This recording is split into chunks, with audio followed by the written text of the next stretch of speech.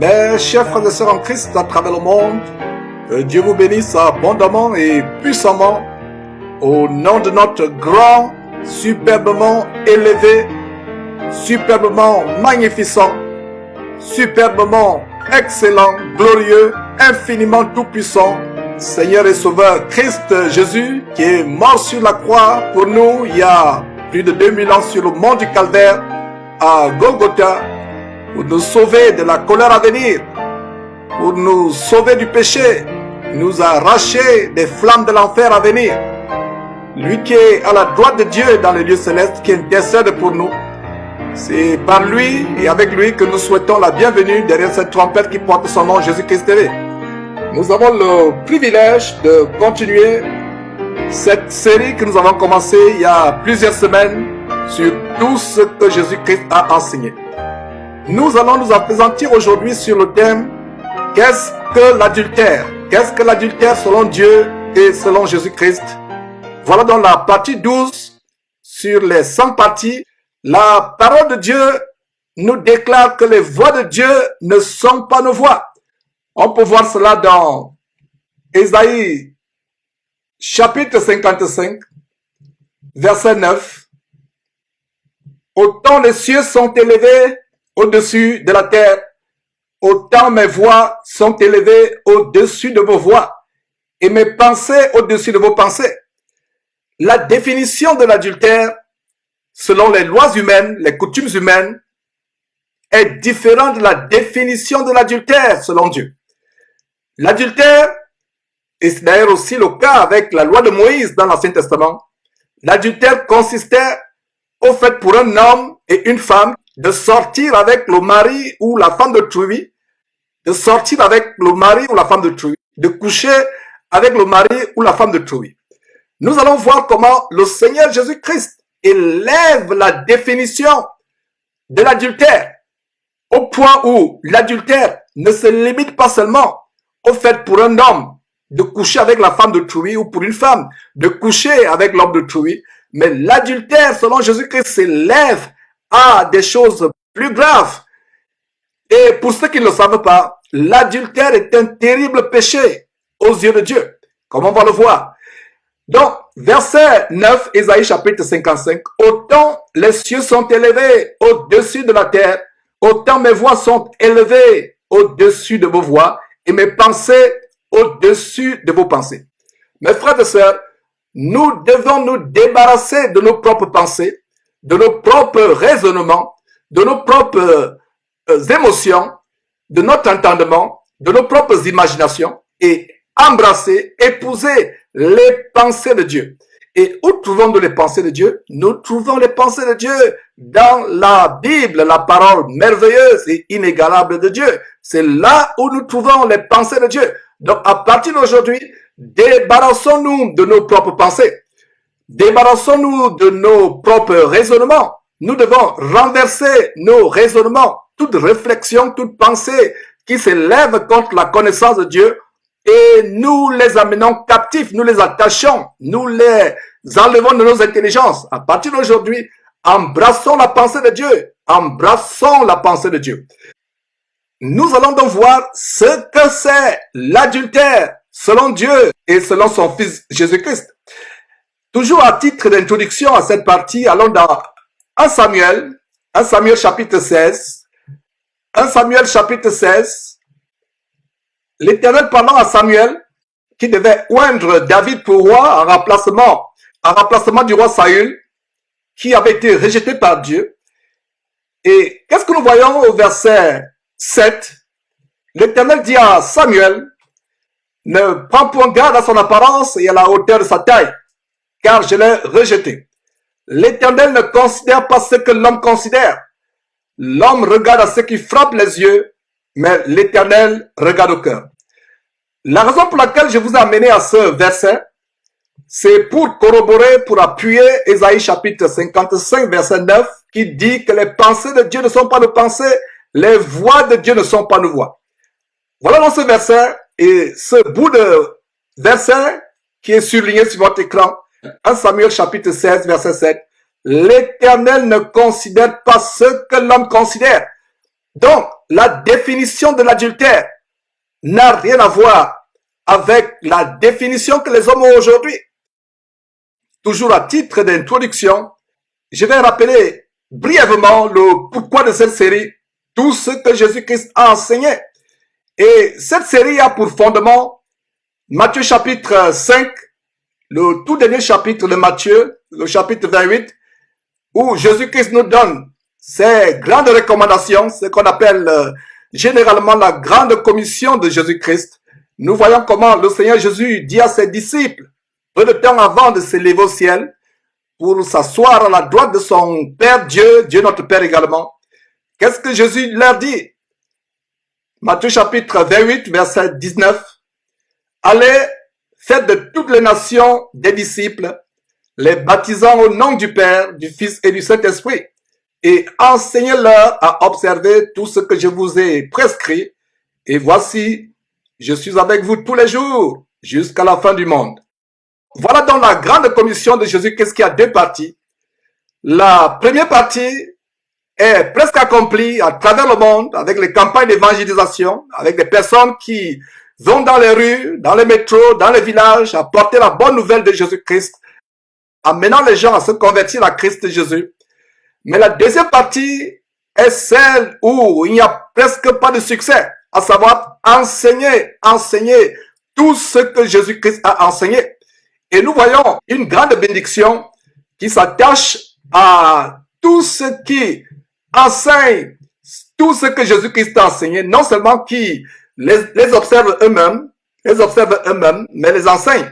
On peut voir ça en Matthieu chapitre 5, verset 19, où il est dit, celui donc qui supprimera l'un de ses plus petits commandements et qui enseignera aux hommes à faire de même, sera appelé le plus petit dans le royaume des cieux.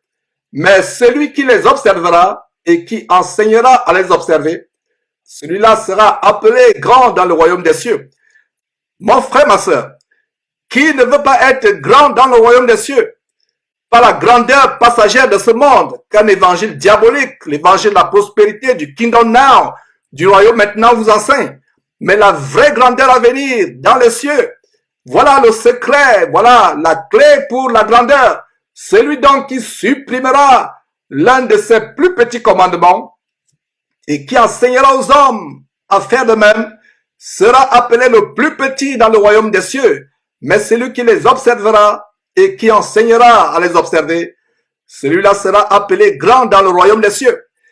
Voilà donc un commandement que beaucoup d'hommes de Dieu soi-disant ont effacé presque de la Bible, presque de la vie chrétienne, le commandement de Dieu au sujet du divorce.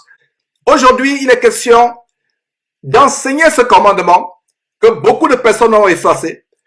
Le péché est devenu quelque chose de normal. La vidéo d'aujourd'hui sur le péché, comme toutes les vidéos de cette série, tout ce que Jésus-Christ a enseigné, comme d'ailleurs tous les enseignements que nous postons sur cette chaîne Jésus-Christ TV, ces enseignements ne sont pas adressés aux chrétiens dont les oreilles sont toujours impatientes de n'entendre que des choses gentilles de leur pasteur, c'est-à-dire des choses qui plaisent à la chair, des choses qui ne contredisent pas leur style de vie de péché, leur style de vie pécheresse. Ils ont la démangeaison de n'entendre que des choses agréables. Beaucoup, en suivant cette série, seront choqués et se graisseront les dents. Donc, la vidéo d'aujourd'hui n'est pas pour ceux qui vivent dans le péché. Et il y a tellement de vidéos là sur YouTube, il y a des chaînes abominables où vous pouvez vous délecter avec des enseignements mensongers, puisque certains n'aiment pas la vérité. Mais pour ceux qui aiment véritablement la parole de Dieu, cette vidéo est pour tout chrétien qui hait le péché de tout son cœur, cherche à plaire à Dieu et à Jésus-Christ et veut à tout prix échapper aux flammes de l'enfer. L'adultère est un péché très grave aux yeux de Dieu. La Bible déclare que les adultères seront jetés dans le lac de feu et de soufre. L'adultère est un très grand péché aux yeux de Dieu. Alors, nous devons donc prêcher tout ce que Jésus-Christ a enseigné concernant le péché. Et vous avez ces deux versets, 1 Corinthiens chapitre 6, verset 10, qui nous dit que les fornicateurs, c'est-à-dire ceux qui commettent les péchés sexuels comme l'adultère, n'hériteront point le royaume de Dieu. 1 Corinthiens chapitre 6, verset 10. Nous avons également Apocalypse chapitre 21, 8, qui nous montre comment les pécheurs, y compris les adultères, seront jetés dans les flammes de feu et de soufre, et ils seront brûlés éternellement. Leurs gémissements s'élèveront d'éternité en éternité. Donc, l'adultère, tout comme toute autre forme de fornication, de péché sexuel, de débauche sexuelle, fermera la porte du paradis à jamais et entraînera le pécheur dans les temps de feu et de soufre. Et voyons donc ce que le Seigneur Jésus définit comme adultère. Allons dans Matthieu chapitre 5, qui fait partie de ce grand sermon sur la montagne. S'il y a 3 chapitres dans la Bible qui résument en quelque sorte les éléments, les rudiments, les fondations de l'enseignement de Jésus-Christ, c'est bel et bien Matthieu chapitre 5, Matthieu chapitre 6 et Matthieu chapitre 7. Vous deviez lire ne serait-ce qu'une fois par mois ces chapitres. Ces chapitres contiennent ce que nous appelons communément le sermon de Jésus sur le mont des Oliviers. Alors, dans Matthieu chapitre 5, nous avons ce grand verset, le verset 27, qui dit ceci. Vous avez appris qu'il a été dit, tu ne commettras point d'adultère. Mais moi, je vous dis que quiconque regarde une femme pour la convoiter a déjà commis l'adultère dans son cœur. Regardez comment le Seigneur Jésus-Christ élève l'adultère, la définition de l'adultère, au-delà de la définition de l'adultère selon la loi de Moïse dans l'Ancien Testament. L'adultère n'est plus seulement physique. L'adultère selon Jésus-Christ, c'est même par la pensée, la simple pensée.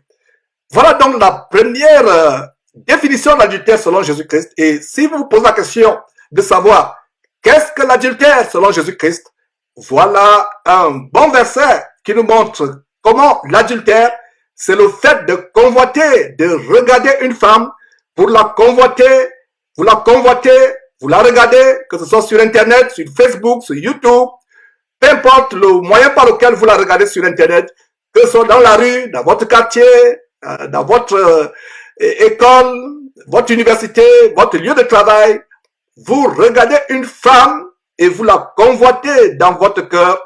La Bible dit que vous avez déjà commis l'adultère avec elle dans votre cœur. C'est pour cela que, chers sœurs en Christ, faites attention avec la manière par laquelle vous vous habillez, la manière par laquelle vous vous comportez, par votre habillement voluptueux, frivole, les habillements serrés, par la façon par laquelle vous vous maquillez.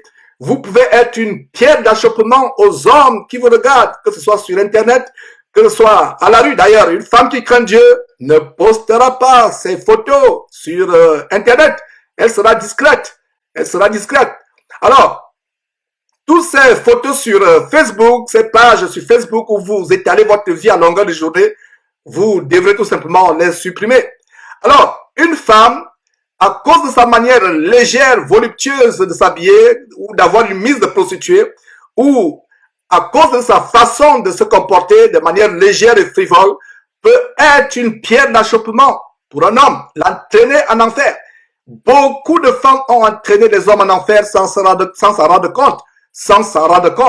Alors donc, ce verset, le verset 28, notez ce verset s'il vous plaît, Matthieu chapitre 5, verset 28, nous donne la première définition de l'adultère selon Jésus-Christ. Ce n'est plus physique, mais c'est l'adultère spirituel, l'adultère mental. Mais moi, Jésus-Christ dit ceci, mais moi, verset 28, Matthieu chapitre 5, verset 28, mais moi, je vous dis que quiconque regarde une femme pour la convoiter a déjà commis un adultère avec elle dans son cœur. Nous avons une autre définition de l'adultère selon Jésus-Christ qui dit ceci, mais moi, je vous dis que celui qui répudie sa femme, sauf pour cause d'adultère, l'expose à devenir adultère, et que celui qui épouse une femme répudiée commet un adultère. Voilà mes frères et sœurs, un autre grand verset, au verset 32 de Matthieu chapitre 5, qui nous montre la définition de l'adultère selon Jésus-Christ. Vous pouvez aussi prendre Matthieu chapitre 19, verset 9. Notez très bien s'il vous plaît. Matthieu chapitre 19, verset 9 qui dit, mais moi Jésus-Christ, mais je vous dis que celui qui répudie sa femme sauf pour infidélité et qui en épouse une autre commet un adultère. Donc voilà des versets que vous pouvez noter au sujet de la deuxième définition de l'adultère qui consiste à épouser une femme divorcée ou épouser un homme divorcé ou vous-même vous divorcez et vous épousez une autre femme. C'est-à-dire que vous êtes divorcé, votre femme vit ou votre mari vit selon que vous êtes homme ou femme, vous épousez un autre homme ou une autre femme du vivant de votre conjoint avec qui vous vous êtes marié, vous commettez l'adultère. Voilà la deuxième définition de l'adultère sur laquelle nous nous appesantirons dans la 13e partie de cette série qui aura pour titre divorcer et se remarier, c'est commettre l'adultère. Donc, on va se limiter dans la partie d'aujourd'hui sur la première catégorie de l'adultère, la première définition de l'adultère qui consiste à pécher seulement par la pensée, à regarder une femme et à la convoiter dans son cœur. Nous allons nous limiter donc dans la première catégorie de l'adultère. Et dans la partie à venir, partie 13, plaise à Dieu, nous allons nous appesantir maintenant sur comment divorcer et se remarier, c'est commettre l'adultère. Donc, avant d'engager la première partie, qui est sur l'adultère mental, l'adultère du fait de convoiter une femme dans son cœur, je vous donne quelques autres versets qui montrent comment le fait d'épouser une femme divorcée ou un homme divorcé, c'est l'adultère. Alors, allons dans Marc chapitre 10, notez tout simplement pour qu'on gagne du temps. On va s'appesantir, plaise à Dieu, sur la partie 13. Divorcer et se remarier, c'est commettre divorcer et se remarier, c'est l'adultère. 13e partie de cette série, tout ce que Jésus-Christ a enseigné. Donc, notez en passant, Marc chapitre 10, versets 11 et 12, où Jésus l'a dit que celui qui répudie sa femme et qui en épouse une autre commet un adultère à son égard. Donc, on a vu comment, en Matthieu chapitre 5, verset 32 sur votre écran, que celui qui épouse une femme qui a été répudiée commet l'adultère. Et en Marc chapitre 10, verset 11 et 12, c'est maintenant le sort d'une personne, d'un homme qui répudie sa femme et qui épouse une autre, commet un adultère à son égard. Et nous avons aussi à Luc chapitre 16, verset 18, où le Seigneur Jésus-Christ dit, quiconque répudie sa femme et en épouse une autre commet un adultère. Et quiconque épouse une femme répudiée par son mari commet un adultère. Mes frères et sœurs, voilà la définition de l'adultère selon Jésus-Christ. Peu importe ce que votre pasteur vous dit. Peu importe ce que votre pasteur vous dit. Et aujourd'hui, il y a des pasteurs qui sont divorcés, remariés, et nous avons publié une vidéo il y a quelques jours où nous fermions la bouche à cette femme remplie d'un esprit de Jézabel, Hortense Karambiri, qui est dans une relation adultérine avec Mamadou Karambiri. Son mari, le professeur Abel Cabré, vit toujours. Et voilà une femme qui a le culot diabolique, l'outrecuidance luciférienne de vous enseigner sur le mariage. Son mari vit toujours. Voilà l'adultère. Il y a d'autres faux pasteurs que nous dénonçons qui vivent dans l'adultère. C'est le cas de cet escroc évangélique qu'on a dénoncé, Tala Somba, qui a répudié sa femme et enfants, les abandonnant pour prendre une femme adultérine. Et mes frères, ce message que je suis en train de donner, c'est un message qui a entraîné la décapitation de Jean-Baptiste. Les gens vont dire, mais Georges, pourquoi tu dis que ce message a entraîné la décapitation de Jean-Baptiste? Jean-Baptiste est celui qui a commencé dans la Bible, le premier dans le Nouveau Testament, à prêcher contre le divorce et le remariage. Jean-Baptiste a été le premier, allez lire la Bible, allez lire la parole de Dieu.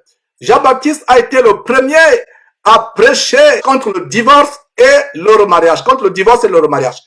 Il disait à Hérode, il n'est pas bon pour toi d'épouser, de prendre la femme de ton frère. On peut voir ça dans Matthieu chapitre 14, à partir du verset 1 d'ailleurs.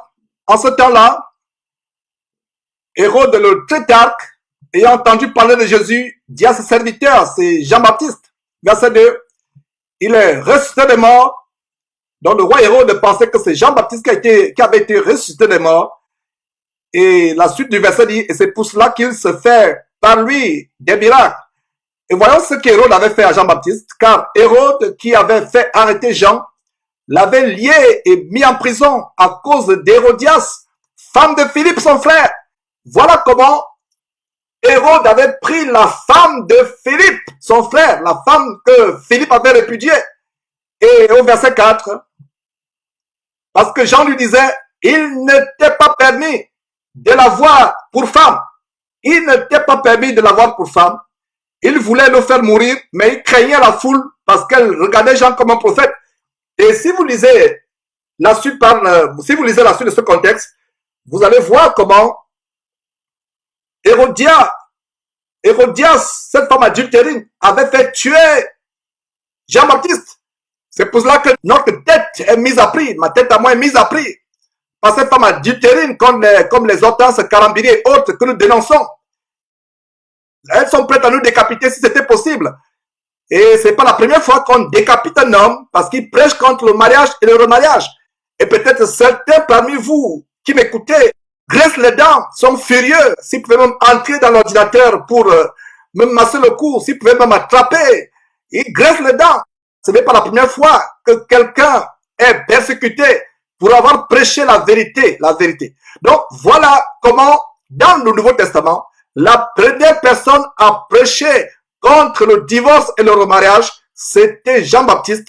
Et ça lui a valu quoi? Ça lui a valu la mort par décapitation. Peu importe les menaces de mort qui pèsent sur nous, peu importe toutes les stratégies qu'ils sont en train de faire pour mettre fin au jour, nous sommes en train de prêcher la vérité. Regardez le verset. Il ne t'est pas permis de l'avoir pour femme, la femme de ton frère. Ton frère avait répudié sa femme. Toi, tu la prends pour femme. C'est l'adultère. Donc, voilà un verset qui montre que un homme qui épouse une femme divorcée commet l'adultère, ou une femme qui épouse un homme divorcé commet pareillement l'adultère. Donc, si vous qui m'écoutez êtes dans une relation où vous avez épousé un homme divorcé, ma sœur, tu dois mettre fin à cette relation immédiatement et sortir de là. Si toi, mon frère, tu as épousé une femme divorcée, tu dois mettre fin à cette relation immédiatement. Jean-Baptiste n'a pas dit à Hérode, tu peux continuer à être avec cette femme, repens-toi seulement, demande seulement pardon à Dieu. Ces gens enseignent le contraire de ce que Jean-Baptiste a enseigné. Et n'oubliez pas que Jean-Baptiste est celui qui préparait la voie au Seigneur Jésus-Christ. Donc Jean-Baptiste n'a pas enseigné des choses différentes à celles de Jésus. La preuve en est que Jésus-Christ a accepté d'être baptisé par Jean-Baptiste. Donc Jean-Baptiste annonçait la vérité. Il n'a pas dit à Hérode, Hérode, viens, je vais te baptiser. Demande pardon à Dieu, repens-toi seulement, puisque tu es déjà avec cette femme, vous avez peut-être des enfants, reste avec elle, demande seulement pardon à Dieu, pardon à Dieu. C'est ce que vous lisez? Non. Jean-Baptiste lui disait, il n'est pas permis de l'avoir pour femme. Donc toi qui es marié à une femme qui a été répudiée par son mari, il n'est pas permis que tu sois son mari. Toi, ma sœur, qui a épousé un homme divorcé, tu t'es remarié à un homme qui était célibataire alors que toi, tu as divorcé. La Bible te dit, à base de Matthieu chapitre 14, verset 4, il ne t'est pas permis d'avoir cette femme divorcée pour femme. Il ne t'est pas permis d'avoir cet homme divorcé pour mari. Mets fin immédiatement à ces relations. Si tu veux me décapiter, comme Hérodias a fait décapiter Jean-Baptiste, mais je l'annonce que la vérité. Donc, nous allons nous appesantir sur la deuxième définition de l'adultère qui consiste à divorcer et se remarier ou à épouser un homme divorcé ou une femme divorcée. Mais aujourd'hui, nous allons nous arrêter sur la première partie, la première catégorie d'adultère, l'adultère avec les yeux et avec le cœur. Une fois comme Matthieu chapitre 5, verset 28, qui montre la première catégorie de l'adultère, Jésus disant, mais moi je vous dis que quiconque regarde une femme pour la convoiter a déjà commis un adultère avec elle dans son cœur. Mes frères, mes sœurs, s'il y a un membre dans le cœur qui va nous conduire en enfer, c'est bel et bien les yeux. Et c'est pour cela qu'il a dit dans 1 Jean chapitre 2, verset 15 à 16, n'aimez pas le monde, ni les choses qui sont dans le monde. Si quelqu'un aime le monde, l'amour de Dieu n'est point en lui. Le verset 16 décrit les caractéristiques de l'amour du monde. La convoitise des yeux. La convoitise des yeux. Voilà ce dont parle Jésus-Christ. Et il s'agit d'une convoitise spéciale. La convoitise d'une femme dans la rue ou sur Internet. Vous commettez l'adultère si vous la convoitez dans votre cœur. Vous avez déjà commis un adultère. Ça commence par la convoiter. Et voyons ce que Job dit. C'est une parenthèse que j'ouvre. Nous avons fait une émission sur le livre de Job. Un homme qui était juste, intègre et droit, qui craignait Dieu. Et comment il a été persécuté par le diable à cause de son intégrité, de sa crainte de Dieu, de sa droiture. Allez suivre cette émission.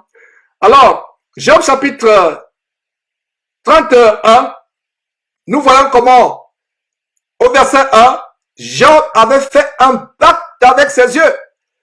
Avait fait un pacte avec ses yeux. Lisons cela, j'avais fait un pacte avec mes yeux et je n'aurais pas arrêté mes regards sur une vierge. Mes frères, c'est le même pacte que nous devons faire avec nos yeux pour éviter le péché. Pour éviter le péché. Nous sommes dans la génération de l'audiovisuel avec la télévision partout, Internet, les chaînes telles que YouTube, Facebook, on peut suivre des vidéos à longueur de journée. On n'a plus besoin d'aller seulement dans la rue pour se rincer les yeux. Pour des hommes pervers ou des femmes perverses, Internet c'est un moyen de se rincer les yeux dans le secret de sa chambre. Alors voilà un homme qui avait la crainte de Dieu, qui décide de faire un pacte avec ses yeux. Un pacte avec ses yeux. Faisons le même pacte avec nos yeux et ne permettons pas que nos regards s'arrêtent soit sur un homme, soit sur une femme, selon que nous sommes hommes ou femmes. Et il y a une question qu'un jeune homme avait posée. Le jeune homme a posé cette question, à savoir, je suis tenté de regarder les filles sur Internet ou dans la rue. Est-ce un péché?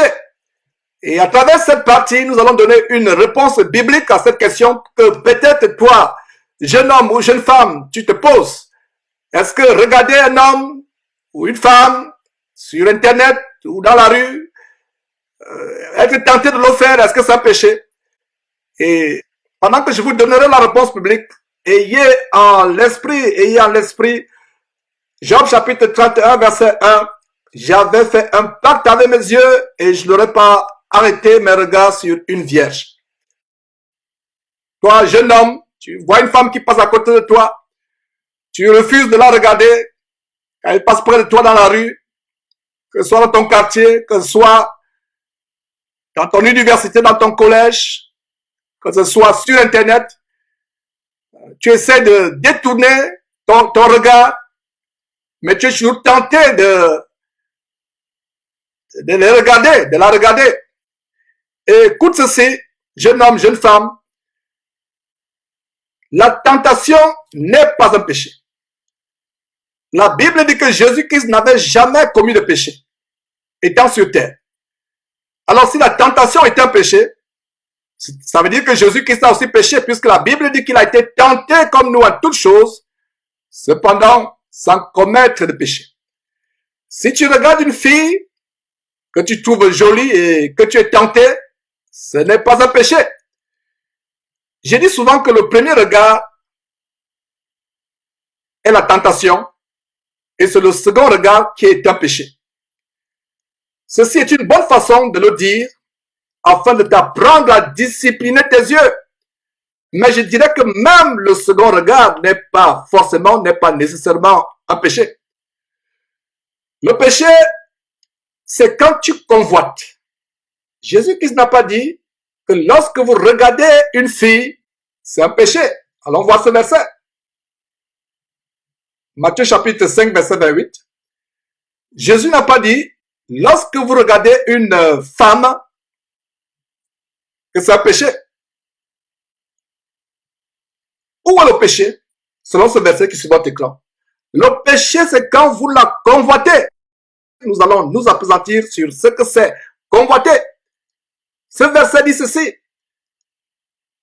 Tu ne pêches pas tout simplement en regardant. Mais quand tu la regardes pour la convoiter. Quand vous regardez une femme, pensez à une âme que vous pouvez délivrer des flammes de l'enfer. Ne pensez pas immédiatement au sexe. Ne pensez pas immédiatement à un objet sexuel. Pensez à une âme qui a besoin de Christ. Et je pense que ça vous aidera, jeune homme, à partir d'aujourd'hui, sur Internet, sur Facebook, quelle que soit la mise de prostituée que la femme qui passe à côté de vous, près de vous dans la rue peut voir ou sur Internet. Pensez à une âme. Ayez la compassion. Jésus-Christ, en regardant les femmes, ne voyait pas un objet sexuel, ne voyait pas un objet de plaisir, mais avait la compassion, voyait une personne qui peut s'échapper des flammes de l'enfer.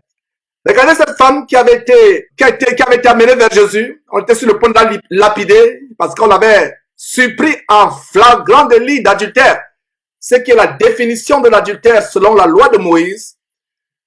Jésus-Christ a sauvé miraculeusement cette femme de la mort par lapidation, une mort aussi douloureuse, une mort aussi horrible. Et Jésus lui a dit par la suite, va et ne pêche plus. Il y a des femmes qui étaient dans le ministère de Jésus-Christ qui l'accompagnaient. Jésus ne les regardait pas comme des objets sexuels. C'est dommage aujourd'hui de voir des pasteurs qui convoitent les membres de leur chorale, qui convoitent les femmes dans leurs églises, même les femmes mariées, même les enfants, les jeunes filles qui sont dans ces églises. Jésus ne regardait pas les femmes pour les convoiter.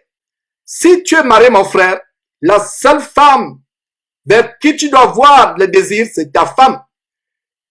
Toute autre femme, tu dois être eunuque pour toute autre femme. Tu dois être un homme, rien que pour ta femme. Mais pour les autres femmes, tu dois devenir un eunuque. Tu dois regarder ces femmes comme des âmes qui doivent être sauvées des flammes de l'enfer à venir. Donc, sur la base de ce verset, le Seigneur Jésus n'a pas dit que lorsque vous regardez une fille, c'est le péché. Il a dit, le péché, c'est quand tu convoites. Lisez attentivement la parole de Dieu. Je vous ai toujours dit, et je ne me lasserai point de vous le dire, que si vous ne lisez pas attentivement votre Bible, la merveilleuse parole de Dieu inégalable et extraordinaire, vous méritez d'être trompé, d'être séduit, d'être aveuglé, escroqué par les faux pasteurs. Alors, lisez attentivement la parole de Dieu. Ce verset nous dit que si vous regardez une femme, quiconque regarde une femme, pour faire quoi? Pour la convoiter. Donc, si tu regardes une fille pour la convoiter, c'est là que cela devient un péché. Si vous regardez une femme sur Internet ou dans la rue, vous commencez à languir après son corps, à vous enflammer après ses formes, après son corps, et à imaginer des choses avec elle, des choses torrides avec elle. C'est là où c'est un péché. Aucun homme ne pourra vivre sur terre sans tentation. Vous serez tenté jusqu'à la fin de votre vie. Vous serez tenté jusqu'à la fin de votre vie. La tentation, c'est comme des mouches ou des moustiques qui tournent, qui virevoltent autour de votre tête. Si tu commences à couver les pensées de cette fille que tu as vue sur Internet ou dans la rue, commencer à couver, à nourrir ces pensées dans ta tête, au lieu de les chasser immédiatement, alors c'est là où vient le péché, c'est là le péché. Donc, soyons prudents les amis, et surtout les jeunes gens. Alors, quand cette fille que tu as vue passer dans la rue de ton quartier ou au campus de l'université, quand cette fille que tu as vue passer est partie, Il peut arriver que son image soit toujours dans ton esprit et que tu souhaites même la revoir un jour afin d'avoir une autre opportunité de l'admirer à nouveau, de la regarder. Mes frères et sœurs, soyez honnêtes. C'est ce que ressentent les garçons. Soyez honnêtes. Tout garçon normal, en regardant une fille, aura ses sentiments, ses émotions. Cela ne signifie pas que vous péchez. Non, non, non. Vous n'êtes pas en train de pécher, mais vous êtes en train d'être assailli par la tentation. Donc, un jeune homme normal, en regardant une femme dans la rue qu'il trouve belle, il peut se trouver que vous ayez des émotions, que vous soyez amené à l'admirer, à la regarder intensement, mais évitez de nourrir, d'attiser cette pensée dans votre cœur. Chassez cette pensée immédiatement. C'est ce qui fait la différence entre un jeune homme qui craint Dieu, comme le jeune Joseph qui a 17 ans est arrivé en Égypte. Il a été mis au service de Potiphar. La Bible dit qu'il était beau de figure et de taille. Voilà comment la femme perverse adultérine de Potiphar a eu le cœur enflammé, a voulu coucher avec Joseph. Joseph s'est écrié, comment commettrai-je un si grand péché et pécherai-je contre l'Éternel? Joseph avait la crainte de l'Éternel. Donc, s'il t'arrive, jeune homme, d'être séduit par une femme, que ce soit dans la rue, que ce soit sur Internet, crie comme Joseph et dis, comment commettrai-je un grand péché et pécherai-je contre l'Éternel? Les garçons sont faits d'une manière qu'ils sont attirés par les filles à un certain âge. Il n'y a rien de mal à ce que les garçons soient attirés par la beauté physique. Mais nous devons faire très attention, car la beauté physique peut être un très grand piège pour votre âme. Le fait d'être attiré par ce qui est agréable aux yeux, par ce qui est beau, ou d'être amorcé, n'est pas forcément le péché. Le péché, c'est quand vous vous laissez enflammer, quand vous attisez ces pensées au lieu de les chasser. Prenons l'exemple d'Adam et Ève, quand Dieu les a placés dans le jardin. Dieu avait dit qu'ils pouvaient manger de tous les arbres du jardin, mais qu'ils ne devaient pas manger de l'arbre de la connaissance du bien et du mal. Que le jour où ils devaient manger cet arbre, ils devaient mourir.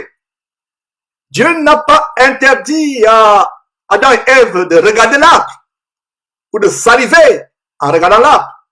Il a dit que Ève, vu que l'arbre était beau, mais elle n'avait pas mangé. C'est quand elle a mangé qu'elle a trouvé que c'était agréable à manger. Elle a mangé, elle en a donné à son mari. Mais avant de manger, elle ne péchait pas. Elle pouvait saliver en regardant l'arbre. Elle pouvait s'enflammer en regardant l'arbre. Elle pouvait être amorcée en voyant l'arbre. Mais le péché est venu le jour où elle a mangé l'arbre. Donc, Adam et Ève n'ont pas péché par la simple tentation. J'imagine la tentation à laquelle Adam et Ève ont été confrontés avant de succomber finalement. Donc, le péché, ce n'était pas de regarder l'arbre, de saliver au regard de l'arbre, de regarder l'arbre, mais le péché est venu quand la convoitise s'est bien installée dans le cœur au point où la consommation de l'arbre est arrivée. La Bible dit, fuyez l'impudicité. Nous avons ce verset dans 1 Corinthiens chapitre 6, verset 18 qui dit, fuyez l'impudicité, fuyez l'impudicité. Et cet autre verset en Jacques chapitre 4, verset 7 qui dit, résistez au diable et il fuira loin de vous. Dans le premier verset, 1 Corinthiens chapitre 6, verset 18, c'est vous qui fuyez l'impudicité, alors que dans Jacques chapitre 4, verset 7, c'est le diable qui fuira loin de vous si vous lui résistez. Quelle est ma compréhension de ces deux versets? Vous ne pouvez pas résister à la tentation sexuelle si vous ne fuyez pas. Ça veut dire que la tentation sexuelle est plus grande que le diable lui-même en personne. Puisque Jacques chapitre 4, verset 7 dit que le diable peut fuir devant vous, alors que dans 1 Corinthiens chapitre 6, verset 18, c'est plutôt vous qui devez fuir l'impudicité.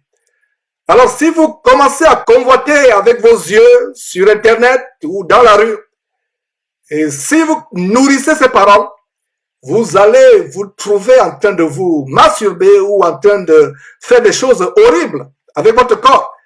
Et notre corps est le temple du Saint-Esprit. Nous ne devons pas faire de nos mains, de nos membres, de notre sexe, ce corps qui est le temple du Saint-Esprit, qui est l'habitation de Dieu, en faire les membres pour la débauche sexuelle, pour la fornication. Donc, fuyez l'impudicité. L'impudicité, il faut la fuir. Elle est plus grande que le diable. Elle est plus puissante que le diable. Pourquoi? Parce que c'est vous qui fuyez l'impudicité sur la base de 1 Corinthiens chapitre 6, verset 18, alors que sur la base de Jacques chapitre 4, verset 7, c'est plutôt le diable qui fuit devant vous. C'est pour cela que l'impudicité, la débauche sexuelle, le sexe est l'une des armes terrifiantes de Satan pour entraîner beaucoup de personnes en enfer. Je parlais il y a quelques instants du divorce et du remariage. Voilà là où Satan enferme la plupart des personnes aujourd'hui. Le diable sait que le sexe est une arme fatale pour entraîner beaucoup de personnes en enfer. Il sait que vous ne pouvez pas résister. Il sait que la débauche sexuelle ne peut pas fuir de vous, que c'est vous qui devez fuir. Il sait que vous pouvez plutôt le chasser et c'est lui qui fuira loin de vous. Alors qu'est-ce qu'il fait? Puisqu'il sait que vous pouvez le chasser afin qu'il fuit, il utilise la débauche sexuelle pour vous amorcer, pour vous amener en enfer. Nous devons faire très attention, les amis. Très attention. Adam et Ève n'ont pas péché tout simplement en regardant l'arbre. Ils ont péché quand ils ont consommé l'arbre. Donc, il n'y a pas de péché quand vous êtes attiré par une fille que vous trouvez jolie. Mais vous devez fuir, chasser ses pensées. Ne pas souhaiter revenir sur la route où elle est passée, dans l'espoir qu'elle repassera encore pour que vous la voyez. Non, fuyez. Vous êtes tombé par hasard sur cette page de Facebook ou sur Internet, voyez une personne habillée à la mise d'une prostituée. Fermez vos yeux, sortez de cette page immédiatement. Celui qui touche le feu sera brûlé. Celui qui s'approche du feu risquera d'être brûlé. Et s'agissant de cette femme que vous trouvez jolie, vous devez plutôt vous assurer que cette jeune fille que vous trouvez jolie et que vous voulez m'en prendre plus tard pour épouse, assurez-vous que cette fille que vous trouvez jolie est jolie spirituellement et non pas seulement physiquement, qu'elle est très spirituelle et pieuse, qu'elle craint Dieu et aime Jésus-Christ plus que toute autre chose sur la terre. En passant, le livre de Proverbes est un excellent livre dans la Bible. Je conseille aux jeunes gens, aux jeunes hommes, de lire de nombreuses fois le livre de Proverbes pour acquérir la vraie sagesse, pas la sagesse de ce monde. Il y a 31 chapitres dans Proverbes. Donc, si vous pouvez lire un chapitre par jour, ce serait une bonne chose. Dans le livre de Proverbes, il y a beaucoup d'instructions au sujet des femmes. Par exemple, Proverbe chapitre 6, verset 25, qui dit ceci: ne la convoite pas dans ton cœur pour sa beauté. Il s'agit de la femme ayant la mise d'une prostituée. Ne la convoite pas dans ton cœur pour sa beauté et ne te laisse pas séduire par ses paupières. Ce verset ne parle même pas de son corps physique, ne parle même pas de coucher avec elle, ou de la serrer dans tes bras, ou de la caresser pour faire du sexe plus tard avec elle. Non, ce verset se limite en disant, ne la convoite pas pour sa beauté et ne te laisse pas séduire par ses paupières. Voyez comment le roi Salomon anticipait déjà le grand commandement de Jésus-Christ en Matthieu chapitre 5, verset 28. Mais moi je vous dis que quiconque regarde une femme pour la convoiter a déjà commis un adultère avec elle dans son cœur. Regardez comment la parole de Dieu est merveilleuse. Des siècles avant, Salomon avait déjà anticipé le grand commandement de Jésus-Christ. Verset 25, Proverbe chapitre 6, verset 25. Ne la convoite pas dans ton cœur, parce que si tu la convoites dans le cœur, tu as déjà commis un péché. Tu as déjà commis un péché. Au temps où le roi Salomon écrivait ce verset, la convoitise dans le cœur n'était pas encore le péché. Le péché à l'époque du roi Salomon, c'était maintenant d'aller physiquement avec elle. D'aller physiquement avec elle. Sexuellement parlant. Mais aujourd'hui, la simple convoitise dans le cœur d'une femme que tu regardes, c'est l'adultère. Voilà la définition de l'adultère. Donc ce verset ne parle même pas de son corps, ou de coucher avec elle, ou de la serrer dans les bras. Ce verset parle de ne pas la convoiter. Ne la convoite pas. Il n'a pas dit ne couche pas avec elle, ne touche pas son corps, ne l'embrasse pas, ne la caresse pas. Il a dit ne la convoite pas dans ton cœur pour sa beauté et ne te laisse pas séduire par ses paupières. Ce verset parle de ne pas la convoiter dans ton cœur. Donc si tu continues à admirer sa beauté, tu peux tomber plus tard dans la fornication avec elle. Et déjà, pour Jésus, le simple fait de la convoiter dans ton cœur, c'est l'adultère. C'est l'adultère. Le verset continue en disant, le verset 25 poursuit en disant, ne te laisse pas séduire par ses paupières. Donc, tu dois faire attention aux yeux et aux paupières d'une femme, d'une fille. Fais attention. Une fille pieuse qui craint Dieu ne vous regardera jamais dans les yeux pendant plusieurs secondes. Son regard sera fuyard et très furtif. C'est dommage que dans les cultures où nous vivons, comme la culture occidentale, ici aux États-Unis, il est malséant pour une femme qui va, par exemple, à une interview d'embauche. Il est malséant pour elle d'avoir un regard fuyard.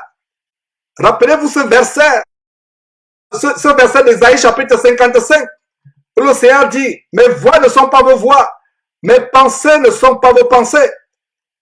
Donc, peu importe ce que la culture, la société peut penser, aujourd'hui, c'est tout à fait normal qu'une femme vous fixe dans les yeux pendant longtemps. Une femme pieuse, chrétienne, qui craint Dieu, ne vous regardera pas dans les yeux pendant plusieurs secondes. Quelques secondes, elle vous regarde, elle détache le regard, elle ne fixera pas vos yeux. Son regard sera fuyard et très furtif. Très furtif, mes frères et sœurs. Elle se sentira gênée de vous regarder dans les yeux. Elle se sentira très gênée en vous regardant dans les yeux. Il y a une très grande puissance de séduction diabolique dans les yeux ou dans les paupières d'une femme. Cela me rappelle cette ligne d'une chanson romantique d'un célèbre chanteur français que j'écoutais quand j'étais encore mondain. Et la ligne de cette chanson était la suivante. Elle a les yeux revolver. Elle a le regard qui tue. Voyez comment une chanson, pourtant frivole, peut dégager une très grande vérité. Très grande vérité. Beaucoup de soi-disant chrétiens sont tués par les yeux et les regards des femmes et jetés en enfer. Et cela se passe même dans les pseudo-églises. Certaines femmes, y compris malheureusement les chrétiennes, aggravent cette terrible puissance de séduction diabolique qui se cache derrière les yeux ou les paupières en mettant les mascaras et autres produits cosmétiques sur les paupières. Cela ne date pas d'aujourd'hui, comme l'histoire de Jézabel nous le démontre en 2 Rois chapitre 9. 2 Rois chapitre 9, vous pouvez lire d'ailleurs tout le chapitre où Dieu, par l'entremise du prophète Élisée, avait envoyé un jeune prophète pour oindre Jéhu comme roi. Et c'est le jeune Jéhu qui devait se venger de cette femme abominable, Jézabel, dont les descendants d'aujourd'hui enseignent la parole de Dieu dans les congrégations, prenant le titre de pasteur, alors qu'il est interdit à la femme d'enseigner ou d'avoir une position d'autorité dans l'église. Et ces femmes, descendantes de Jézabel, qui sont masculinisées, qui s'entêtent à enseigner la parole de Dieu, alors que la Bible interdit à la femme d'enseigner la parole de Dieu à 1 Timothée chapitre 2, à 1 Corinthiens chapitre 14 et à Apocalypse chapitre 2. Voilà, cette Jézabel donc qui avait fait tuer les prophètes et Dieu envoie Jéhu pour se venger. Et au verset 7, vous pouvez voir, tu frapperas la maison d'Achab. Achab, c'était le mari efféminé, poltron de Jézabel. C'est lui qui portait la jupe et c'est Jézabel qui portait le pantalon entre guillemets. Donc, verset 7, tu frapperas la maison d'Achab, ton maître, et je vengerai sur Jézabel le sang de mes serviteurs, les prophètes, et le sang de tous les serviteurs de l'Éternel. Vous voyez, ces serviteurs, ces prophètes que l'abominable Jézabel avait égorgé. Alors, ce qui est intéressant, c'est voyons comment, au verset 30, Jéhu se rend chez Jézabel. Donc, disons au verset 30, Jéhu entra dans Israël, Jézabel ayant appris, mit du phare à ses yeux, se parant la tête et regarda par la fenêtre. Voilà la séduction. Et même Jésus, à Apocalypse chapitre 2, verset 20, dit, ce que j'ai contre vous, c'est que vous laissez la femme Jézabel enseigner et séduire mes serviteurs. Donc dans Jézabel, il y a la séduction. Vous voyez comment Jézabel a mis les phares à ses yeux, les phares à paupières. Donc toutes ces femmes, soi-disant chrétiennes, qui sont rebelles à l'enseignement de Jésus-Christ, qui mettent des phares à paupières, des mascaras, rouge à lèvres, etc. Voilà de qui elles sont descendantes. Toi, ma soeur, qui m'écoutes, tu dois être plutôt l'imitatrice et la descendante de la lignée de Sarah, ou de Marie, mère de Jésus, ou d'Élisabeth, mère de Jean-Baptiste.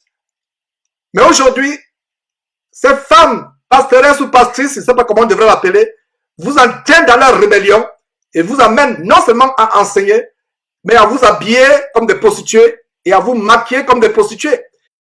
Voilà une femme dans la Bible qui s'est maquillée, qui a mis les mascaras. C'est exactement la femme de Proverbes chapitre 7, la femme adultérine, de Proverbes chapitre 7, qui a fait tuer un jeune homme. Ouais. Donc voilà comment Jéhu qui entre dans la ville, Jézabel qui, ayant appris que Jéhu a pu venir, met les phares pour faire quoi? Pour séduire Jéhu.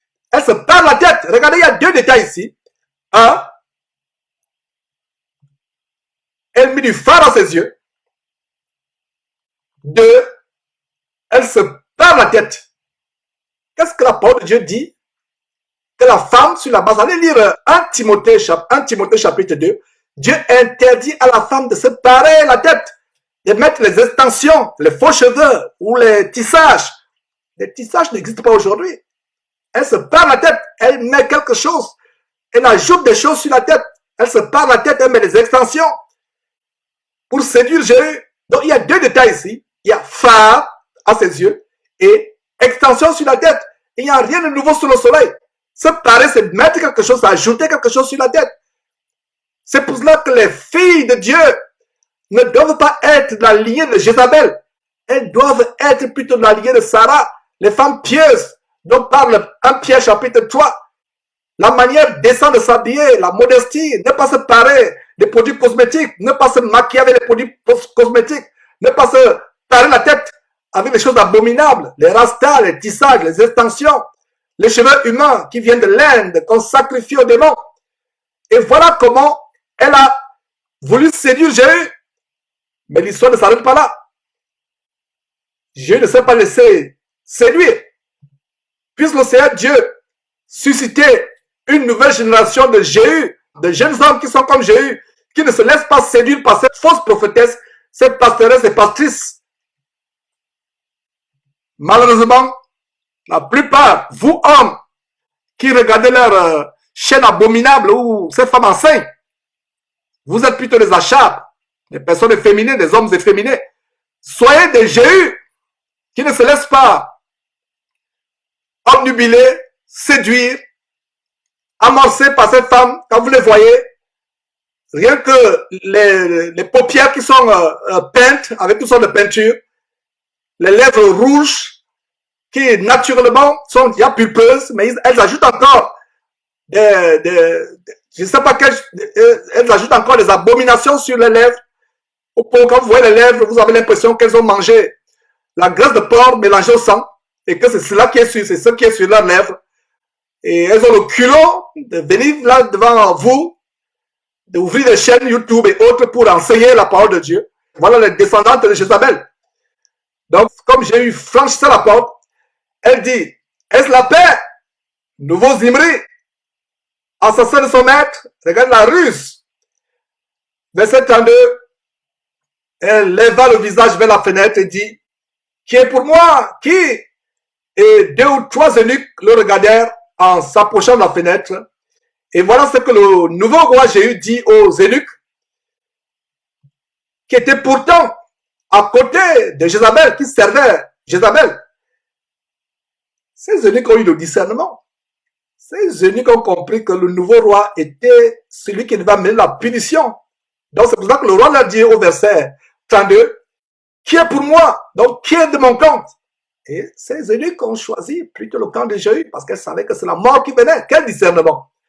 Verset 33, il dit, c'est-à-dire aux eunuques, jetez-la en bas. Ils la jetèrent et il rejaillit son sang sur la muraille et sur les chevaux. Jéhu la foula aux pieds. Verset 34, puis il entra, mangea et but et il dit, allez voir cette maudite et enterrez-la, car elle est fille de roi. Verset 35, ils allèrent pour l'enterrer, mais ils ne trouvèrent d'elle que le crâne, les pieds et les paumes de main. Donc ils allèrent pour l'enterrer, mais ils ne trouvèrent d'elle que le crâne, les pieds et les paumes de main. Ils retournèrent verset 36,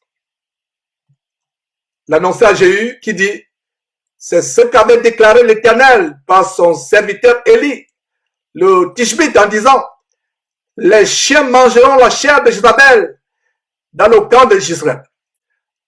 Voilà un bon message pour ces femmes qui se rebellent et continuent à vous séduire avec des enseignements bidons. Allez voir avec les faux cheveux, les mascaras, elles ressemblent à des véritables démons, ou à des cadavres momifiés, qui vous enseignent la parole de Dieu. Vous devez fuir de telles personnes. Voilà un bon message pour ces femmes, ces filles descendantes de Jézabel.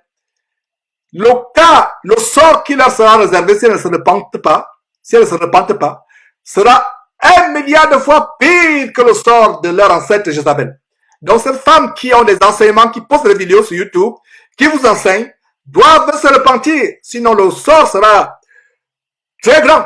Donc mes frères, fermons la parenthèse et revenons à ce que je disais. Voilà donc comment des femmes, y compris malheureusement les chrétiennes, aggravent la terrible puissance de séduction diabolique qui se cache derrière les yeux en mettant les mascaras et autres produits cosmétiques sur leurs paupières. Comme on vient de voir dans cette histoire de Jézabel en 2 Rois chapitre 9, cela ne date pas d'aujourd'hui. Pour toi, jeune homme, ne convoite pas une fille à cause de sa beauté. Ne convoite pas la beauté d'une fille. Ne désire pas prendre une femme pour épouse juste à cause de sa beauté. Comme la plupart des gens disent, la beauté n'est que la peau. C'est-à-dire la beauté ne se limite qu'à la peau. Cela signifie que si vous enlevez la peau sur le visage d'une fille, il n'y a que des muscles, des veines, il n'y a que des os. Prenez une fille que vous trouvez belle et une autre fille que vous trouvez jolie. Si on enlève la peau, la mince peau sur leur visage, supposez qu'on enlève cette peau, la peau sur leur visage, vous ne pourrez même pas faire la distinction entre les deux femmes, entre les deux filles. La peau qui recouvre le visage est ce qui fait la différence entre une fille prétendument jolie et une fille prétendument laide. Mais à l'intérieur, c'est exactement la même chose. Le même squelette, les mêmes veines, les mêmes muscles, le même sang rouge. Si vous connaissez un peu la chimie, vous comprendrez que c'est la combinaison des molécules qui rendent le visage d'une fille soi-disant beau et le visage de notre fille soi-disant laid. Ce n'est que la combinaison des molécules. C'est la beauté du cœur et de l'âme qui rend une fille belle et agréable devant Dieu. Le reste, ce n'est que la combinaison des molécules. Vous trouvez une femme soi-disant belle, une autre femme soi-disant laide. Ce n'est que la combinaison de ces molécules qui font que l'une sera soi-disant belle, l'autre sera soi-disant laide, l'une sera claire, l'autre sera sombre. Ce n'est que la combinaison des molécules, mais à l'intérieur, tout est pareil. Donc comprenons, pour nous chrétiens, comprenons que c'est le caractère qui fait d'une fille belle ou laide. C'est la beauté du cœur et la beauté de l'âme qui rend une fille belle et agréable à Dieu. C'est aussi le cas d'une fille qui travaille dur, qui est serviable. Donc si vous voulez épouser une bonne fille, lisez et mémorisez Proverbe chapitre 31. Mémorisez ce chapitre. C'est un très bon chapitre que tous les jeunes hommes qui envisagent de se marier devraient lire et relire, car il indique le type de fille que vous devriez épouser. Le verset 10 est particulièrement un bon verset. Allons dans Proverbe chapitre 30, plutôt chapitre 31. Oui, nous avons le verset 10 qui est un bon verset qui dit: qui peut trouver une femme vertueuse? Elle a bien plus de valeur que les perles. Il n'est pas dit qui peut trouver une femme belle. Les femmes belles, soi-disant, selon les standards de beauté séculiers mondains, inspirés par Hollywood. Vous pouvez trouver des millions et des millions de femmes belles. Mais la Bible pose la question ici, et regardez, c'est un roi qui pose la question. Qui peut trouver une femme vertueuse? Elle a bien plus de valeur que les perles. Elle a bien plus de valeur que les perles. Il n'est pas dit qu'il peut trouver une femme belle, mais une femme vertueuse. Donc si vous avez une femme qui est belle, mais n'a pas de vertu, elle est insensée, elle a un comportement de prostituée, c'est la mort que vous avez. Proverbe ne dit-il pas qu'une femme querelleuse est la carie pour les os de son mari, ou une femme insensée? Voyons comment Proverbe chapitre 11, verset 22 décrit une femme qui est belle et insensée en même temps. Donc la beauté est vaine. Mes frères et sœurs, la beauté est vaine. Proverbe chapitre 11, verset 22. Notez ce verset s'il vous plaît.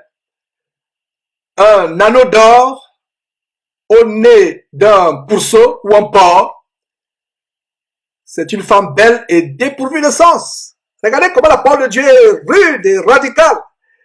Et des fois, quand vous entendez votre frère Georges parler, vous pensez qu'il est radical, vous pensez qu'il est choquant. Mais regardez comment la parole de Dieu compare une femme belle et dépourvue de sens à un porc. Un porc. Incroyable, mes frères et sœurs. Donc, jeune homme, toi qui cherches une femme, tu ne seras plus séduit par la beauté de la femme. Parce qu'une femme qui est belle de peau, parce que les molécules sur son visage sont agencées de telle manière que son visage vous paraît beau. Mais la Bible dit que c'est une femme qui est comme un porc. Regardez comment le porc, c'est un animal infect, même dans la Bible. C'est une femme belle et dépourvue de sens. La beauté n'est pas tout. Retournons à Proverbe chapitre 31, verset 10 qui dit: qui peut trouver une femme vertueuse? Elle a plus de valeur que les perles.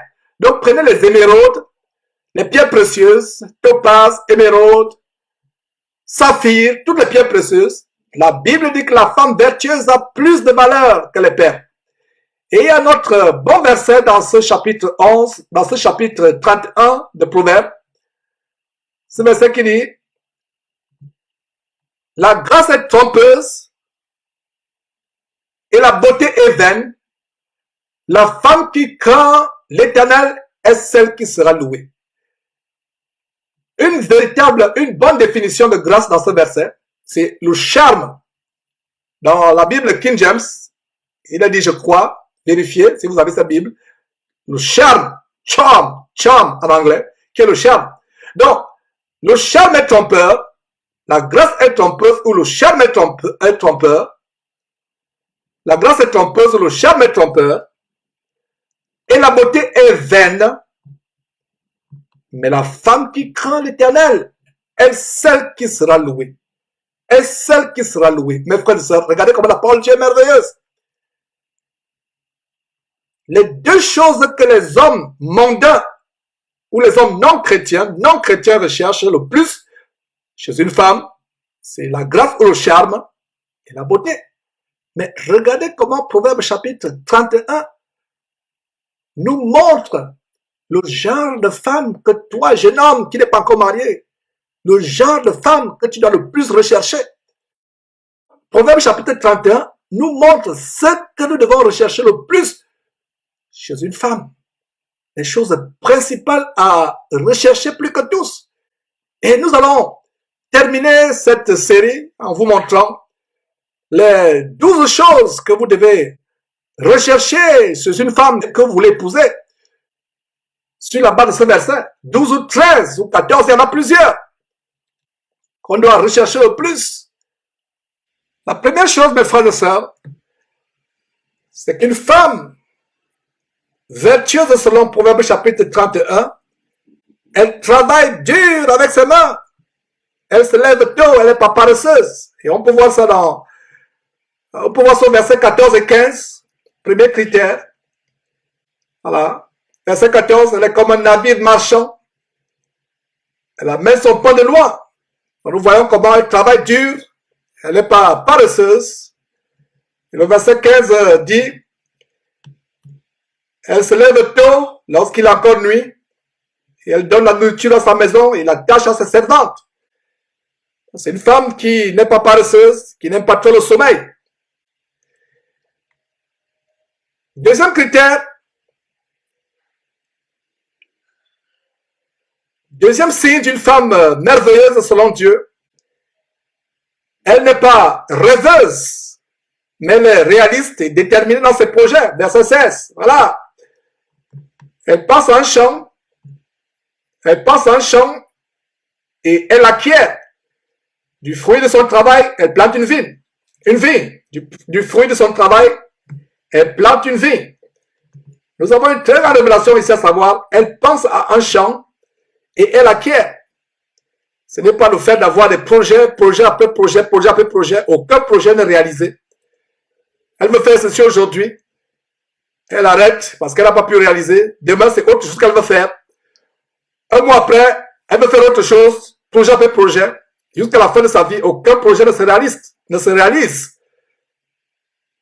Et contrairement à ce genre de femme, la femme de Proverbe chapitre 31 n'est pas rêveuse ou idéaliste, mais elle est réaliste et déterminée dans ses projets afin de les voir se réaliser, afin de les voir s'accomplir. Troisième chose au verset 17, elle est revêtue de force. Et qu'est-ce que le verset 17 nous dit? Elle sent de force ses reins et elle a fermé ses bras. Verset 18, et on vous l'a déjà dit, je l'avais déjà mentionné, elle n'aime pas trop le sommeil. Que dit le verset 18, elle sent que ce qu'elle gagne est bon. Sa lampe de certains points pendant la nuit. Regardez, pendant la nuit. Ça nous rappelle aussi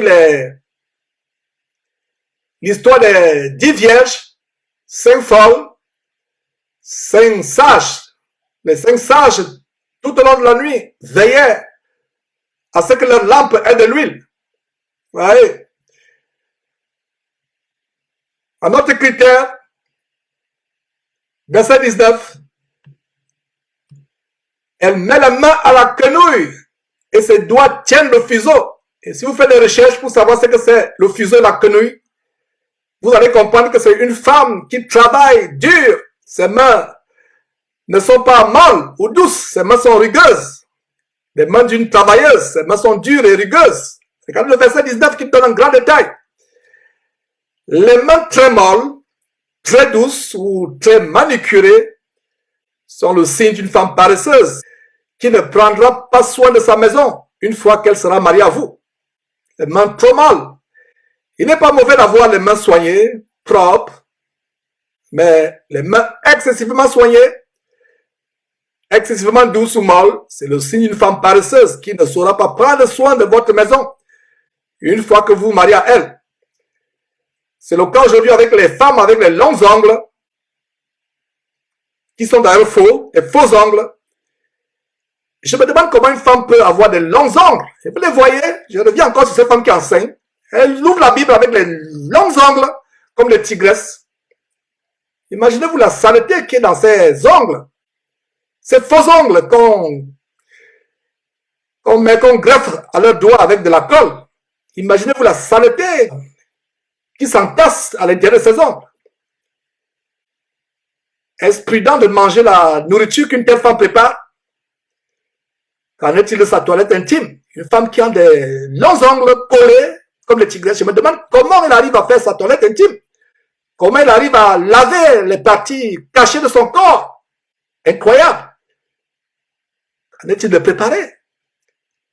Et avec ces longs ongles, elle n'aurait même plus besoin de mettre du poivre, de saupoudrer le poivre dans votre nourriture.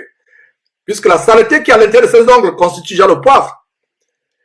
Mes frères et sœurs, revenons au standard de la piété, de la sainteté de la femme chrétienne. Une femme chrétienne ne met pas de longs ongles, ces choses sales. Ses mains ne sont pas trop molles, ou trop douces, ou trop manicurées. Un signe de paresse, les femmes aux longs ongles, avec toutes sortes de peintures sur ses ongles, comme des tigresses. Une fille pieuse qui craint Dieu, comme je l'ai dit, n'aura pas de mains trop molles ou trop douces. Elle n'aura pas peur d'avoir les mains dures. Regardez quand Abraham a envoyé son serviteur vers ses parents pour prendre pour femme à Isaac son fils. Quel est le signe que le serviteur Abraham a demandé à Dieu? Que la femme qui abreuvera mes chameaux et qui m'abreuvera également, je comprendrai que c'est la femme que tu as choisie pour Isaac, le fils de mon maître Abraham. Et le signe qu'il a demandé à Dieu s'est accompli. On a vu comment Rebecca était une bosseuse, une travailleuse sainte de force. Elle a abreuvé les chameaux, plusieurs chameaux. C'était pas ça chameaux. Une dizaine de chameaux. Mes frères et sœurs, pour ceux qui ne savent pas ce que c'est un chameau, faites des recherches sur Internet. Vous allez voir que pour abreuver un chameau, il faut avoir un tuyau d'eau qui jaillit avec pression pour l'abreuver. Un chameau peut boire pendant des minutes, de longues minutes, il ne fait que boire. C'est un animal qui peut supporter la sécheresse, qui peut passer de longues semaines et même des mois sans boire. Parce que il y a des réserves d'eau dans son corps. Une fois qu'il boit, il fait la magazine des réserves d'eau dans sa panse. Alors ce n'est pas facile d'abreuver ne serait-ce qu'un chameau. Même si vous aviez un tuyau d'eau, cela ne serait pas facile. Ce ne serait pas une tâche aisée. Mais regardez une jeune fille qui devait puiser l'eau dans un puits, prendre l'eau, faire descendre un seau en peau d'animal dans le puits, revenir, abreuver chameau après chameau. Rien qu'un chameau, cette jeune femme se serait épuisée. Mais elle a abreuvé chameau après chameau. Le serviteur d'Abraham était assis au bord du puits, émerveillé, rendant grâce à Dieu, voyant comment Dieu était en train de faire réussir son voyage. Il a compris que Rebecca était la femme choisie pour Isaac. Et plus tard, effectivement, Rebecca est devenue la femme d'Isaac. Donc, mes frères, désirez une femme qui ressemble à Rebecca et non une femme qui ressemble à Beyoncé. Mieux vaut épouser une femme avec la langue douce et les mains de travailleuse que d'épouser une femme avec la langue amère et dure, mais qui a les mains douces ou trop douces. Épouser une femme ou une fille avec une langue douce et les mains dures Voilà les choses que nous pouvons apprendre de Proverbes chapitre 31. Et si vous suivez ces recommandations, vous n'aurez jamais de regrets avec la femme que vous avez épousée. Non seulement que vous aurez un grand ministère avec une telle femme, si vous êtes un ministre de Christ, un serviteur de Dieu, mais une telle femme fera de votre famille une bénédiction et une édification pour les autres. Votre famille, vous et cette femme, vous serez une bénédiction, une édification pour plusieurs autres personnes. Un autre trait de caractère d'une femme, d'une bonne femme, sixième trait, elle a un cœur aimable et vient en aide aux pauvres. C'est ce qu'on peut lire au verset 20 qui dit, elle tend la main au malheureux, elle tend la main à l'indigent. Et un autre trait, septième trait, c'est que, et là nous sommes au verset 23, il faut aussi considérer en passant le verset 21 et le verset 22. Le verset 23 dit ceci, son mari est considéré aux portes lorsqu'il siège avec les anciens du pays. Voilà comment cette femme, à cause de sa piété, de sa vertu, elle fait que son mari soit respecté.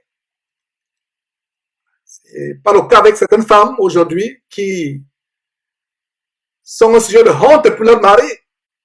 Une femme qui craint Dieu doit honorer son mari, que ce soit en public, quand son mari est en réunion avec d'autres personnes, que ce soit en privé. Une femme qui craint Dieu doit élever son mari, apporter à son mari beaucoup de respect et de considération.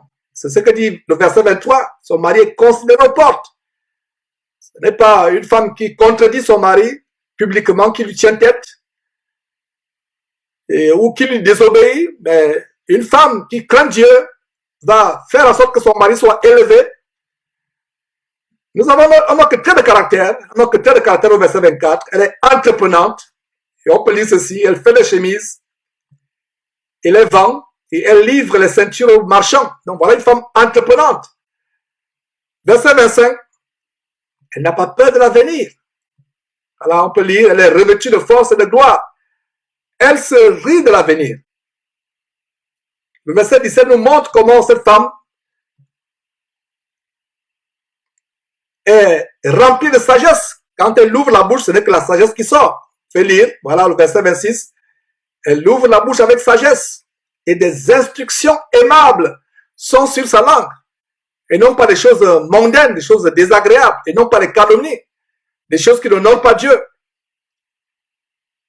Alors que tel caractère au verset 21, 27 plutôt, notre caractère au verset 27, elle est une bonne intendante pour sa maison, une bonne administratrice pour sa maison. Le verset 27 nous dit, elle veille sur ce qui se passe dans sa maison et elle ne mange pas le pain de paresse. Encore la paresse, il n'y a pas de paresse en elle. Donc si vous voyez une femme avec de longs ongles, ce n'est pas une femme que vous pouvez prendre pour femme, pour épouse. Ce n'est pas une femme que vous pouvez prendre pour épouse. Ce sera une paresseuse dans votre maison. Un autre trait de caractère, ses enfants la couvrent de louanges. Regardez le verset 28 qui nous montre comment ses enfants la couvrent de louanges. Lisons ce verset. Ses fils se lèvent et la disent heureuse. Même son mari se lève et lui donne des louanges. Donc, son mari la loue, ses enfants la louent. Mes frères et sœurs, ce verset est grand. La louange est réservée à Dieu et à son Fils Jésus-Christ. Mais regardez comment Dieu permet à ce qu'une petite portion de la louange soit donnée à une femme vertueuse par son mari, par ses fils. Incroyable révélation que je viens de vous partager. Un autre point, mes frères, et c'est par là qu'on va finir. 13e point, il y en a plusieurs qu'on peut déceler dans ce verset. Cette femme craint l'Éternel. Donc, mon frère, ma soeur, comprenez aujourd'hui que la femme qui craint l'Éternel est 1 milliard de fois meilleure qu'une femme tout simplement belle. Selon ce verset que nous avons vu en Proverbe chapitre 11,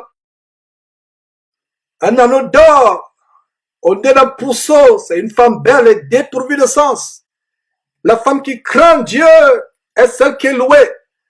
Donc, mes frères, surtout mes jeunes frères, voilà donc cette partie sur tout ce que Jésus a enseigné, cette partie 12, qui nous montrait comment nous devons contrôler nos regards.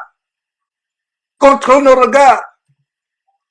Vous savez, Jésus a dit, si vous regardez une femme pour la convoiter, vous avez déjà commis l'adultère avec elle dans votre cœur. Donc à partir d'aujourd'hui, au lieu de convoiter une femme quand vous la regardez, voyez plutôt une âme qui a besoin du Seigneur Jésus-Christ.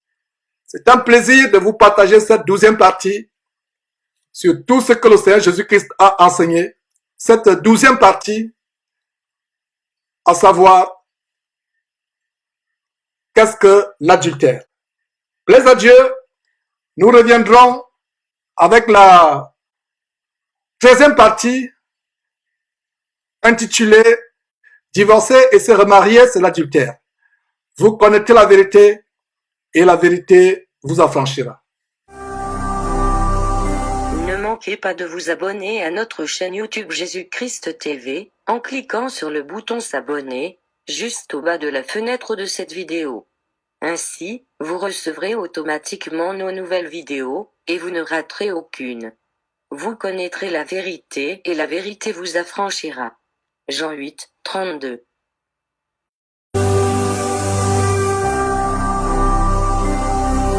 Jésus-Christ TV, vous connaîtrez la vérité et la vérité vous affranchira.